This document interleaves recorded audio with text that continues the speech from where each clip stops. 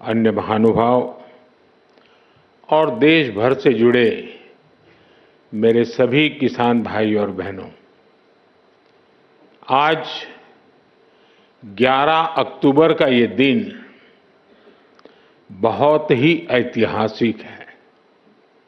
आज नया इतिहास रचने वाले मां भारती के दो महान रत्नों की जन्म जयंती है। भारत रत्न श्री जयप्रकाश नारायण जी और भारत रत्न श्री नानाजी देशमुख,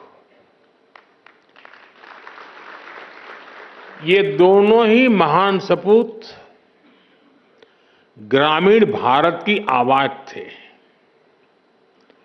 लोकतंत्र की क्रांति के अगुवा थे। किसानों और गरीबों के कल्याण के लिए समर्पित थे। आज इस ऐतिहासिक दिन देश की आत्मनिर्भरता के लिए, किसानों के कल्याण के लिए दो महत्वपूर्ण नई योजनाओं की शुरुआत हो रही है। पहली, प्रधानमंत्री धन धान्य कृषि योजना और दूसरी दलहन आत्मनिर्भरता मिशन। ये दो योजनाएं भारत के करोड़ों किसानों का भाग्य बदलने का काम करेगी। इन योजनाओं पर भारत सरकार करीब 35,000 करोड़ रुपए से ज्यादा खर्च करने वाली है।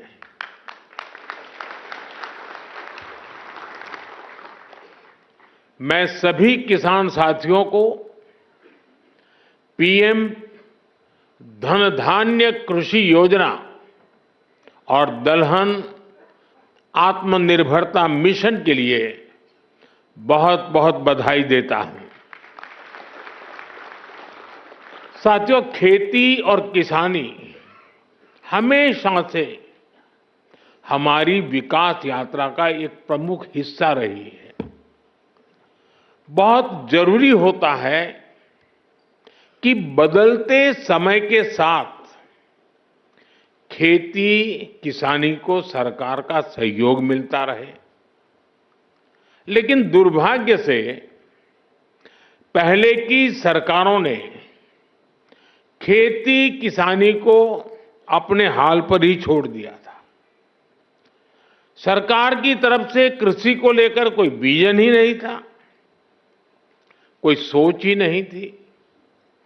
खेती से जुड़े अलग अलग सरकारी विभाग भी अपने अपने तरीके से काम करते थे और इस वजह से भारत की कृषि व्यवस्था लगातार कमजोर होती जा रही थी। 21वीं सदी के भारत को तेज विकास के लिए अपनी कृषि व्यवस्था में भी सुधार करना आवश्यक था और इसकी शुरुआत हुई 2014 के बाद से। हमने खेती को लेकर पुरानी सरकारों के लापरवाह रवैये को बदल दिया। हमने आप सभी किसानों के लिए, उनके हित में बीज से लेकर बाजार तक अनगिनत रिफॉर्म किए, सुधार किए। इसके परिणाम आज हमारे सामने है। बीते 11 वर्षों में भारत का कृषि निर्यात करीब करीब 2 गुना हो गया।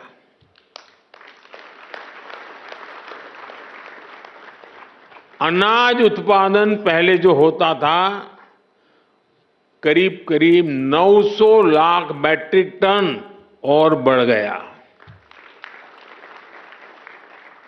फल और सब्जियों का उत्पादन 640 लाख मैट्रिक टन से ज्यादा बढ़ गया।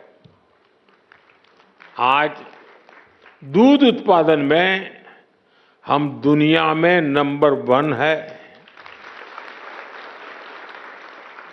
भारत दुनिया का दूसरा बड़ा फिश प्रोड्यूसर है। भारत में शहद उत्पादन भी 2014 की तुलना में 2 गुना हो गया है। अंडे का उत्पादन भी बीते 11 वर्षों में डबल हो गया है। इस दौरान देश में 6 बड़ी फर्टिलाइजर फैक्ट्रियां बनाई गई हैं। 25 करोड़ से ज्यादा सॉइल हेल्थ कार्ड किसानों को मिले हैं। 100 लाख हेक्टेयर में सूक्ष्म सिंचाई की सुविधा पहुंची है। पीएम फसल बीमा योजना से करीब 2 लाख करोड़ रुपए, यह आंकड़ा छोटा नहीं है, 2 लाख करोड़ रुपए क्लेम के रूप में किसानों को मिले हैं। बीते 11 साल में 10,000 से ज्यादा किसान उत्पाद संघ एफपीओज बने हैं। अभी मुझे आने में देरी इसलिए हुई कि मैं कई किसानों के साथ गप्पा गोष्ठी कर रहा था। अनेक किसानों से बात हुई, मछुआरों से बातचीत हुई, महिलाएं जो कृषि क्षेत्र में काम कर रही हैं उनके अनुभव सुनने का अवसर मिला मुझे। ऐसी अनेक उपलब्धियां हैं जो देश के किसान ने बीते 11 वर्षों में अनुभव की है। लेकिन साथियों, आज देश का मिजाज ऐसा बन गया है कि वो कुछ उपलब्धियों से ही संतुष्ट नहीं होता है। हमें विकसित बनता है तो फिर हर क्षेत्र में लगातार बेहतर करते ही रहना होगा, सुधार करना ही करना होगा। इसी सोच का परिणाम है पीएम धन धान्य कृषि योजना। और इस योजना की प्रेरणा बनी है आकांक्षी जिला योजना की सफलता। पहले की सरकारें देश के 100 से अधिक जिलों को पिछड़ा घोषित करके भूल गई थी। हमने उन जिलों पर विशेष ध्यान केंद्रित किया, उनको आकांक्षी जिला घोषित किया। इन जिलों में बदलाव का हमारा मंत्र था कन्वर्जेंस, कोलैबोरेशन और कंपटीशन। यानी पहले हर सरकारी विभाग अलग अलग योजनाओं, जिले के हर नागरिक, सबको जोड़ो, फिर सबका प्रयास के भाव से काम करो और उसके बाद बाकी जिलों के साथ स्वस्थ स्पर्धा करो। इस अप्रोच का फायदा आज दिख रहा है। साथियों, इन 100 से ज्यादा पिछड़े जिलों में, जिसे हम अब एस्पिरेशनल डिस्ट्रिक्ट कहते हैं, अब हम उसको पिछड़े जिले नहीं कहते हैं, 20% बस्तियां ऐसी थी जिन्होंने आजादी के बाद से सड़क ही नहीं देखी थी। आज आकांक्षी जिला योजना की वजह से अब ऐसी ज्यादातर बस्तियों को भी सड़कों से जोड़ा जा चुका है। उस समय जिसे पिछड़े जिले कहते थे, उनमें 17% ऐसे बच्चे थे जो टीकाकरण के दायरे से बाहर थे। आज आकांक्षी जिला योजना की वजह से ऐसे ज्यादातर बच्चों को टीकाकरण का लाभ मिल रहा है।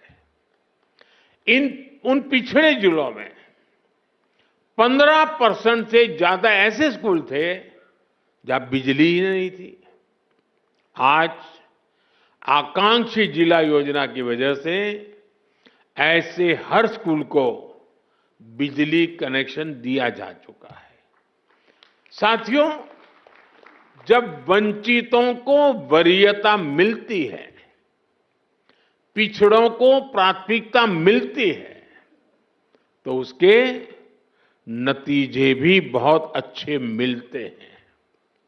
आज आकांक्षी जिलों में माता मृत्यु दर कम हुई है, बच्चों का स्वास्थ्य सुधरा है, पढ़ाई का स्तर सुधरा है।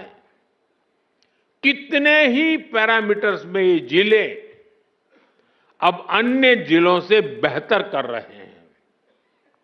साथियों, अब इसी मॉडल पर हम खेती के मामले में पिछड़े देश के 100 जिलों का, जो खेती के क्षेत्र में बाकी चीजों में आगे होंगे, ऐसे 100 जिलों का हम विकास करना चाहते हैं, उस पर ध्यान केंद्रित करके काम करना चाहते हैं। पीएम धन धान्य कृषि योजना की प्रेरणा वही आकांक्षी जिलों का मॉडल है।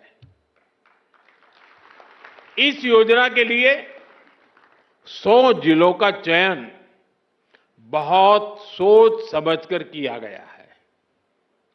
3 पैरामीटर्स पर इन जिलों का चुनाव किया गया है।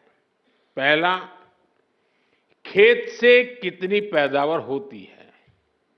दूसरा, एक खेत में कितनी बार खेती होती है। और तीसरा, किसानों को लोन या निवेश की कोई सुविधा है, और है तो कितनी मात्रा में है। साथियों, हमने अक्सर 36 के आंकड़े की चर्चा सुनी है। हम बार बार कहते हैं उनके बीच तो 36 का आंकड़ा है, लेकिन हर चीज को हम चुनौती देते हैं, उसको उल्टा करते हैं। इस योजना में हम सरकार की 36 योजनाओं को एक साथ जोड़ रहे हैं। जैसे प्राकृतिक खेती पर राष्ट्रीय मिशन है, सिंचाई के लिए पर ड्रॉप मोर क्रॉप अभियान है, तेल उत्पादन को बढ़ाने के लिए तिलहन मिशन है, ऐसी अनेक योजनाओं को एक साथ लाया जा रहा है। पीएम धन धान्य कृषि योजना में हमारे पशुधन पर भी विशेष फोकस किया जा रहा है। आप जानते हैं, फूट एंड माउथ डिसीज यानी खुरपका मुंहपका जैसी बीमारियों से पशुओं को बचाने के लिए 125 करोड़ से अधिक टीके मुफ्त लगाए गए हैं।